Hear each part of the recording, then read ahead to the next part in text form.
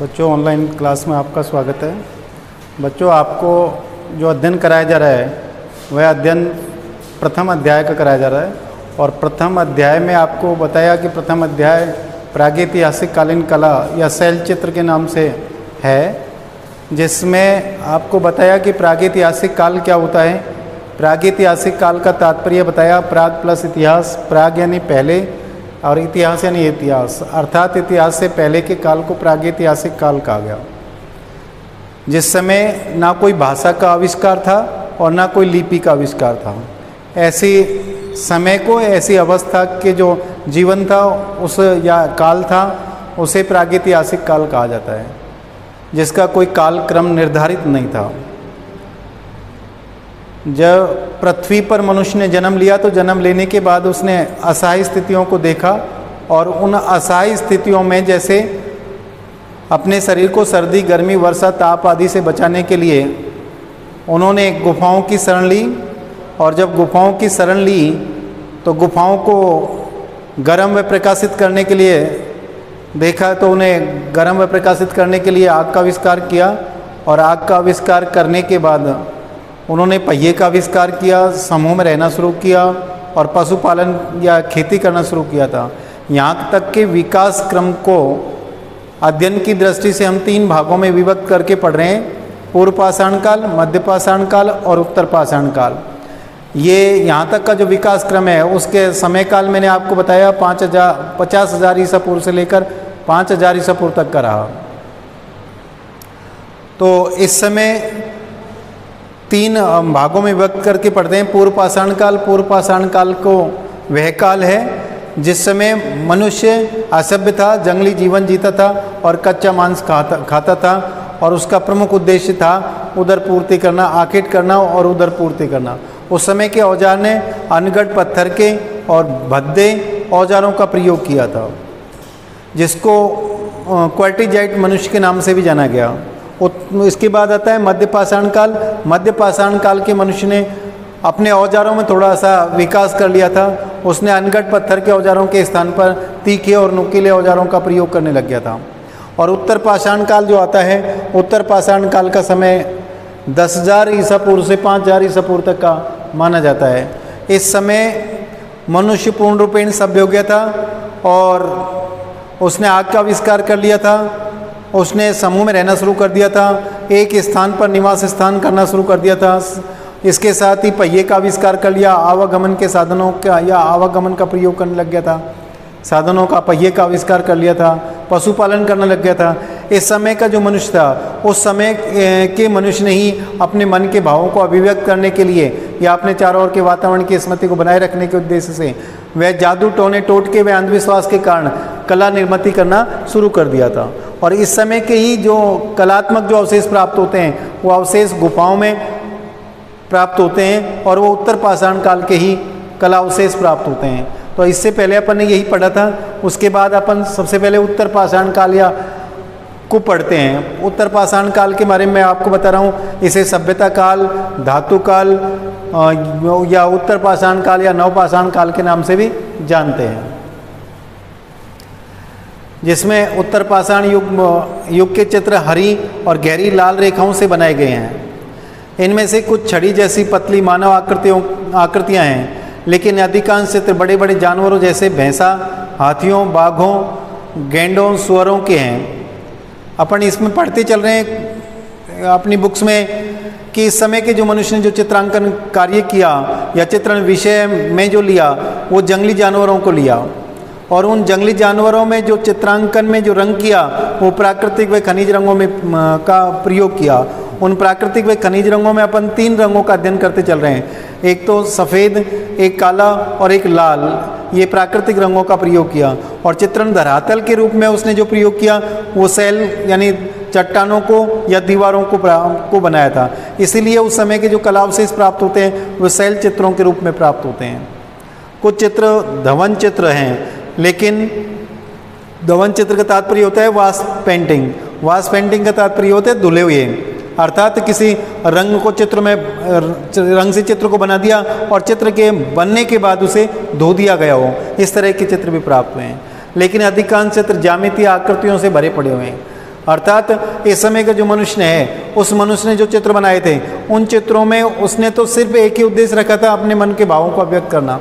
और वो मन के भावों को अभिव्यक्त करने के लिए उसने आड़ी टेढ़ी रेखाओं को खींचा था और ज्यामितीय आकार बनाए थे, जिनको प्रतीकात्मक रूप से उन्होंने प्रयोग करके अपने मन के भावों को व्यक्त किया। इस समय की जो आकृतियाँ मिली या चित्र बने, वो चित्रों में ज्यामितीय आकारों को देखा जा सकता है। ऐसे चित्रों का शिकारियों से कोई संबंध नहीं दिखाया गया है। हरे चित्र नर्तकों के और लाल चित्र शिकारियों के बनाए गए हैं। इसके बाद जैसे मध्यपाषाण युग, इसमें दूसरा काल है ये मध्यपाषाण काल, दूसरी कलावधि यानी मध्यपाषाण युग। इसका समय काल वैसे 25,000 ईसा पूर्व से 10,000 ईसा पूर्व तक का रहा था। चित्रों की संख्या सबसे अधिक है। इस अवधि के दौरान विषयों की संख्या कई गुना बढ़ गई, मगर चित्रों का आकार छोटा हो गया। शिकार के दृश्यों को प्रमुखता मिल गई। शिकार के दृश्यों में लोगों को समूह बनाकर कांटेदार भाले, नोकदार डंडे, तीर कमान लेकर जानवरों का शिकार करते हुए दिखाया गया है। मतलब अपन यह समझने की दृष्टि से समझ सकते हैं कि मनुष्य ने थोड़ा सा विकास कर लिया था। कैसे? पूर्व पाषाण का मनुष्य तो पूर्ण रूपेण जंगली, असभ्य और कच्चा मांस खाने वाला था, जिसको क्वार्टिजाइट मनुष्य के नाम से जाना गया। लेकिन जो मध्य पाषाण काल आता है, उस मध्य पाषाण काल के मनुष्य में थोड़ा सा विकास और हो गया था। उसने क्या किया? वो अनगढ़ और भद्दे औजारों के स्थान पर तीखे और नुकीले कुछ इस तरह के औजारों का प्रयोग करना शुरू कर दिया। हो सकता है परिस्थिति के अनुसार बदलाव आया हो, परिस्थिति के अनुसार आखेट के लिए इन औजारों का उपयोग उसने किया हो। कुछ चित्रों में आदि मानवों को जाल, फंदे लेकर या गड्ढे आदि खोदकर जानवरों को पकड़ने की कोशिश की है। मतलब इस तरह से उन्होंने कोशिश की कि भाई अपन इस तरह के जानवर को पकड़ सकते हैं। ऐसे आयाम वो अपनाने लग गए थे, कोशिश करते हुए दिखाया गया है। शिकारियों को साधारण कपड़े और गहने पहने हुए चित्रित किया गया। कुछ चित्रों में मनुष्यों को सुंदर कपड़ों में सजा हुआ और कुछ में मुखौटे पहने हुए भी दर्शाया गया है। अर्थात ये एक विकास क्रम ही है, जिसमें मनुष्य ने हो सकता है मुखौटे इसलिए पहने हो कि छद्म वेश के लिए, अर्थात वो शिकारी आखिटक जो पशु है, उस पशु को मारने की वजह से उसने इस तरह के मुकुटों का धारण किया, या हो सकता है जादू टोने टूट के, या मनोरंजन की दृष्टि से भी हो सकता है कि उसने इस तरह के मुकुटों का धारण किया होगा। पहने हुए भी दर्शाया गया है। कुछ चित्रों में हाथी, जंगली सांड, बाघ, शेर, सुअर, बारहसिंगा, हिरन, तेंदुआ, चीता, गेंडा, मछली, मेंढक, छिपकली, गिलहरी जैसे छोटे बड़े जानवरों को और पक्षियों को भी चित्रित किया गया है।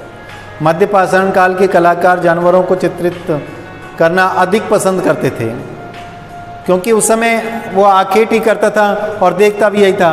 और जो कलाकार होता है वह कलाकार चित्रांकन भी वही करता है जो देखता है, अर्थात अपने वातावरण के आसपास के माहौल को ही वो चित्रित करता है।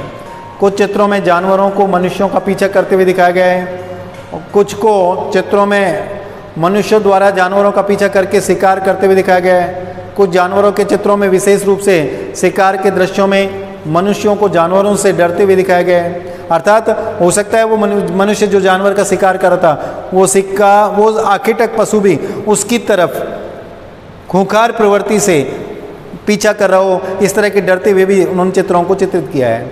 लेकिन बहुत से चित्रों में मनुष्यों को जानवरों के प्रति प्यार, सौहार्द का भाव प्रदर्शित करते हुए भी चित्रित किया गया है। अर्थात वो पालने लग गया और पालने लगने के कारण उन्होंने इस तरह के चित्र भी बनाए। तथा कुछ ऐसे भी चित्र हैं जिनमें प्रमुख रूप से जानवर ही उकेरे गए हैं। यद्यपि जानवरों को प्राकृतिक अवस्था में ही चित्रित किया गया है। अरे प्राकृतिक अवस्था में अर्थात वो जैसे स्वभाव से हैं वैसे उनको चित्रित किया गया है,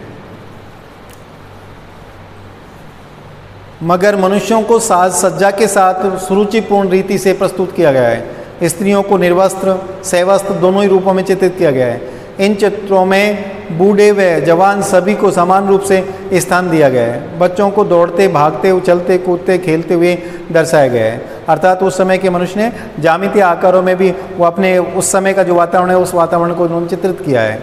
सामूहिक नृत्य इन चित्रों का आम विषय रहा, क्योंकि उस समय का मनुष्य समूह में रहने लग गया था और वो अपने मनोरंजन के लिए इस तरह के नृत्य किया करता था। परंतु ऐसे भी चित्र हैं जिनमें लोगों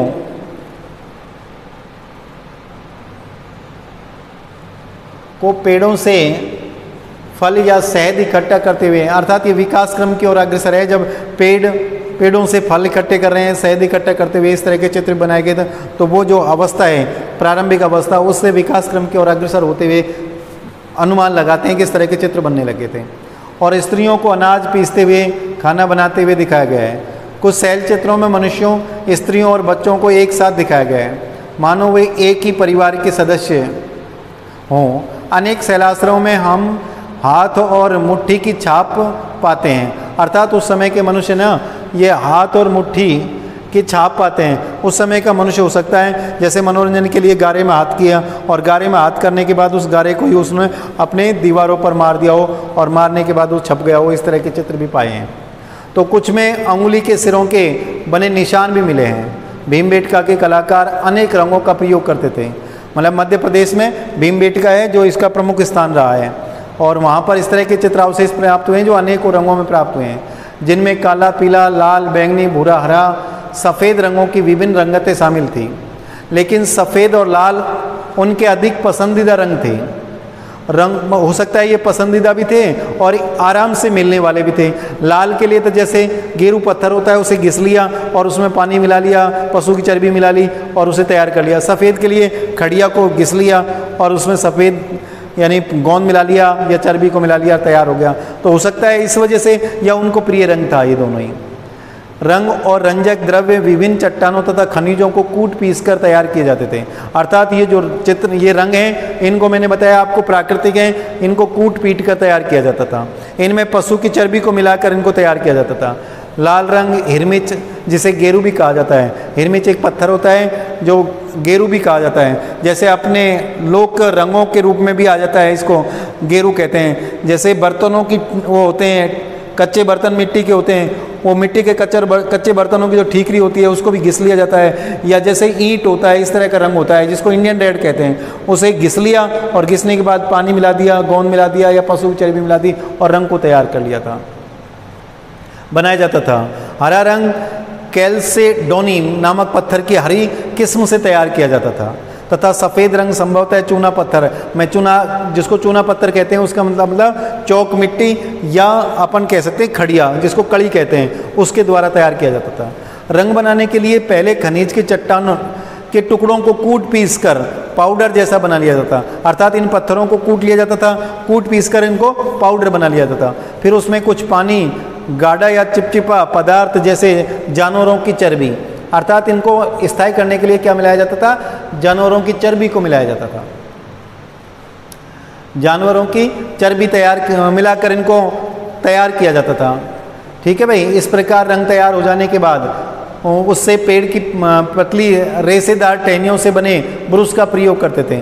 अर्थात उस समय जब रंग बना लिया तो रंग बनाने के बाद उनको ब्रुश की आवश्यकता पड़ी, तो ब्रुश के लिए उन्होंने किस तरह के कौन सी ब्रुश का प्रयोग किया? उन्होंने क्या किया, ये पेड़ को, रेशेदार जो पेड़ होता है उस पेड़ की टहनी को ले लिया। जैसे नीम है, बबूल है, अपन उसके दातुन करते हैं तो एक तरफ से चबाते हैं, चबाने के बाद वो ब्रुश जैसी बन जाती है, और अगर वो ब्रुश नहीं बने तो शायद अपने दांतों को खराब कर दें। इस तरह के ब्रुश उन्होंने बना ली कूट कूट कर, और ब्रुश बनाकर उनको रंग भरने के रूप में प्रयोग लिया था। आश्चर्य की बात तो यह है कि हजारों साल पहले बनाए गए इन चित्रों के रंग हवा पानी की मार को झेलने के बाद आज भी बरकरार हैं। यह समझा जाता है कि ये रंग अब तक इसलिए अक्षुण्ण रहे क्योंकि चट्टानों की सतह पर जो ऑक्साइड मौजूद थे उनके साथ इन रंगों की रासायनिक प्रतिक्रिया ने इन्हें स्थायी बना दिया। अर्थात वो चट्टानों पर ये स्थायी हो गए, अंदर उनको सोख लिया गया है। यहाँ कलाकारों ने अपने चित्र इन शैलाश्रयों की सतहों, अर्थात शैलाश्रय का मतलब है गुफाओं की सतहों का मतलब है चट्टानों पर, दीवारों भीतरी छतों पर बनाए। कुछ चित्र तो ऐसी गुफाओं या शैलाश्रयों से मिले हैं जहाँ लोग रहते थे, अर्थात वहाँ लोग रहते थे, वहीं पर चित्रांकन किए गए। लेकिन कुछ चित्र ऐसी जगहों से भी मिले हैं जहाँ शायद लोग कभी रहे ही नहीं हों। संभवतः इन स्थानों का कोई धार्मिक महत्व रहा होगा, अर्थात ऐसे स्थानों को हो सकता है धार्मिक महत्व कोई, इसलिए कभी कभार वहाँ लोग पहुँचते हों, और कभी कभार जब लोग पहुँचे तो उन्हें सजावट की दृष्टि से उन चित्रों को चित्रित किया हो। शैलाश्रयों में पाए गए कुछ अत्यंत सुंदर चित्र बहुत ऊंचे स्थान पर या शैलाश्रय की छत के पास बने हुए हैं। प्रश्न उठता है कि आदिकालीन मानवों ने चट्टानों में ऐसे असुविधाजनक स्थानों पर ये चित्र क्यों बनाए? शायद ये चित्र बहुत दूर से लोगों के ध्यान को आकर्षित करने के लिए ऊंचाई पर बनाए गए होंगे, ऐसा अनुमान लगाया जाता है। ये चित्र हालांकि बहुत पुराने ज़माने के हैं, पर इनमें चित्रात्मक गुणों एवं विशेषताओं की कोई कमी नहीं है। कार्य करने की प्रतिकूल परिस्थितियों, औजारों तथा सामग्रियों आदि की कमी होते हुए भी इन चित्रों में तत्कालीन पर्यावरण के सामान्य दृश्य आकर्षक रूप में प्रस्तुत किए गए हैं। अर्थात उस समय अभावग्रस्त जीवन था और अभावग्रस्त जीवन होने के बावजूद भी उन्होंने उस समय के वातावरण को दर्शाने का पूरा प्रयास किया है, जिसमें ऐसा प्रतीत होता है कि उस समय के लोग बहुत साहसी थे। अर्थात उनमें पैसेंस इस तरह का था जिसके आधार पर वो चित्रों को निर्माण किया करते थे और अपने जीवन का आनंद ले रहे थे। पशुओं को तो वास्तविकता से ही भी अधिक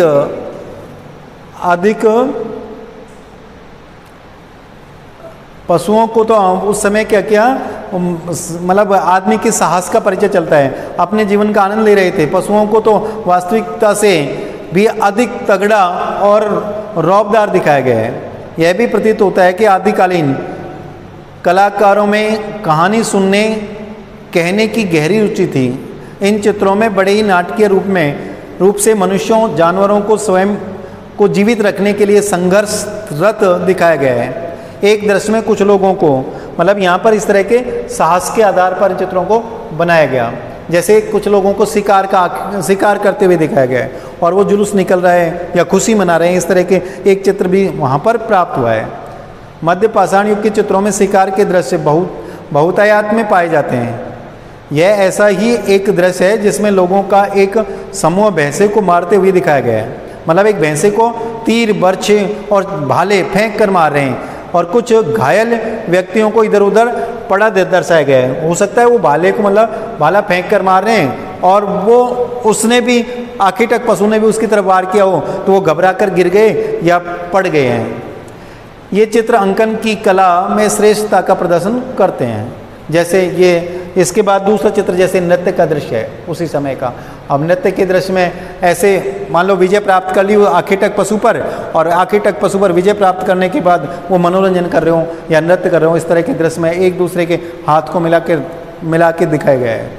इस दृश्य में एक दूसरे का हाथ पकड़कर नृत्य करती हुई आकृतियां दिखाई गई हैं। वस्तुतः यह ऐसा विषय है जिसे बार बार दोहराया गया है। नृत्य का यह दृश्य हमें उत्तराखंड के लखड़ियार के पाषाण दृश्यों की याद दिलाता है। लखड़ियार एक स्थान था जिसमें लाखों की संख्या में गुफा शैलाश्रय होने के कारण उसे लखड़ियार कहा है। ठीक है भाई। इसके बाद जंगली सांड का शिकार करते हुए दिखाया गया है। इस प्रक्रिया के दौरान कुछ लोग घायल होकर इधर उधर पड़े हैं। अर्थात हो सकता है उस जानवर ने इनकी तरफ भी वार किया हो और वार करने के कारण ये व्यक्ति भगकर दौड़कर डर के कारण गिर गए। एक अन्य दृश्य में एक जानवर को मौत की पीड़ा से तड़पते हुए दिखाया गया है। तड़पते जैसे मतलब उसके तीर या बर्छा भाला लग गया और लगने के बाद वो झटपटा रहा है कि जैसे उसका प्राण अभी निकलने वाले हो। इस तरह के दृश्य को भी वहाँ पर चित्रित किया गया है। और शिकारियों को खुशी से उसके चारों ओर नाचते हुए दिखाया गया है। ऐसे चित्रों से यह प्रकट होता है कि मनुष्यों में जानवरों पर अधिकार रखने का भाव पैदा हो गया था।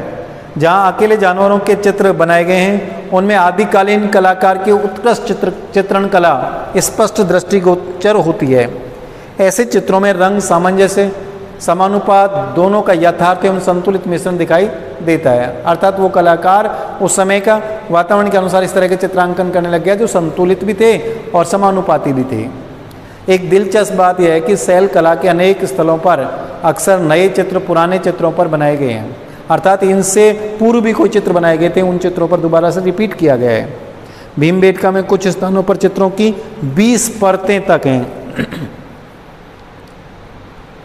हैं जो एक दूसरे पर बनाए गए हैं। यहाँ प्रश्न उठता है कि कलाकार एक ही स्थान पर बार बार चित्र क्यों बनाते थे।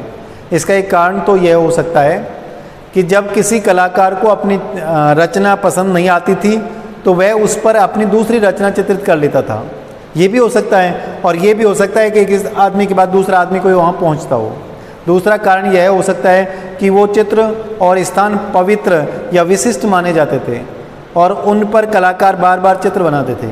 यह भी संभव है कि भिन्न भिन्न पीढ़ियों के लोगों ने भिन्न भिन्न समय पर एक ही क्षेत्र में ये चित्र बनाए हों। हो सकता है पीढ़ी दर पीढ़ी आधार पर भी बनाए गए हों।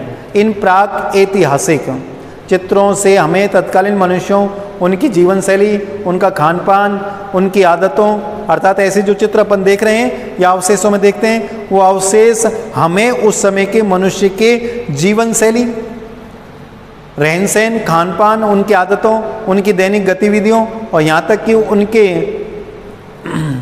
मन मस्तिष्क तथा चिंतन को जानने समझने में सहायता मिलती है। प्रागैतिहासिक काल के अवशेष विशेष रूप से अनेक प्रकार के पत्थरों के हथियार, औजार, मिट्टी के खिलौने, हड्डियों के टुकड़े मानव सभ्यता के विकास के महान साक्ष्य हैं। अर्थात मानव सभ्यता के विकास के साक्ष्य, प्रमाण, उदाहरण, विकास क्रम को समझने का जो सहारा मिलता है, आधार मिलता है, वो प्रागैतिहासिक कालीन शैल चित्रों से, वहाँ प्राप्त हुए हथियारों से, औजारों से, मिट्टी के खिलौनों से, या उसके विकास क्रम को समझने में सहायता प्राप्त होती है। तथापि उन सबसे अधिक महत्वपूर्ण तो ये शैल चित्र हैं जो आदिकालीन मानव अपनी अमूल्य धरोहर के रूप में हमारे लिए छोड़ गए। अर्थात उस विकास क्रम को समझने की दृष्टि से हमें इस प्रकार छोड़ गए। ये आपका प्रथम अध्याय हुआ और प्रथम अध्याय में ये आपके प्रश्न हुए कि जैसे अपने विचार से प्रागैतिहासिक काल के लोग अपने चित्रों के लिए विषयों का चुनाव किस प्रकार करते थे, कि उस समय का मनुष्य था जिसको वैसे ज्ञान तो था ही नहीं, क्योंकि प्रारंभिक अवस्था थी और ये धरती पर मनुष्य जीवन पैदा ही हुआ था, लेकिन उसने अपने विषय किस प्रकार चुने, इसने विषय क्या चुने, अपने आसपास के वातावरण को देखा और उस वातावरण को ही अपने चित्रों का आधार बना लिया था, उनको विषय बना लिया था। जैसे कि उस समय के मनुष्य के सामने सबसे बड़े प्रमुख उद्देश्य था आखेट करना और उदर पूर्ति करना, तो वह व्यक्ति क्या करता था, उस आखेटक पशु को ही अपना विषय चित्रित विषय बनाता था। इसलिए इस तरह के विषयों का उसने चुनाव किया और साथ में उस वातावरण को बनाए रखने के उद्देश्य से या याद की दृष्टि से उस तरह के चित्रों को विषय बनाया। जैसे प्रश्न संख्या 2, गुफा चित्रों में मानव आकृतियों की अपेक्षा जानवरों की आकृतियां अधिक होने का क्या कारण है? मतलब उस समय मानव आकृतियां या मानव हो सकता है मनुष्य जाति कम थी और कम के साथ साथ उसने जो चित्र बनाए वो चित्र तो वही बनाए जो उसने देखा, तो वो क्या है कि वो आखेटक पशु के चित्रों को विविध रूपों में चित्रित करता था। इस प्रकार अपन को ये अध्याय के प्रश्नों को हल करना है। उसके बाद अपन देखते हैं कि इस अध्याय के कुछ इम्पोर्टेंट चित्रावशेष बताए गए हैं। उन चित्रावशेषों में अपन देखते हैं कौन कौन से,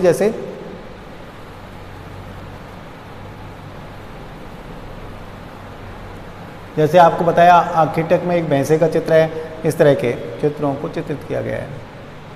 तो आज यहाँ तक ही पढ़ाएंगे, उसके बाद कल आपको सेकंड अध्याय या इस अध्याय फर्स्ट अध्याय के जो प्रमुख कुछ एग्जाम्पल्स हैं उन एग्जाम्पल्सों के विषय में आपको जानकारी देंगे, या इसके जो स्थान हैं जैसे पंचमढ़ी है, होशंगाबाद है, भीमबेटका है, ग्वालियर है, बांदा है, अर्थात मध्य प्रदेश, उत्तर प्रदेश और क्या नाम से ये उत्तराखंड या अपने राजस्थान, यहाँ पर प्रागैतिहासिक कालीन जो कला अवशेष प्राप्त हुए हैं उन अवशेषों के विषय में आपको कल अध्ययन कराएंगे।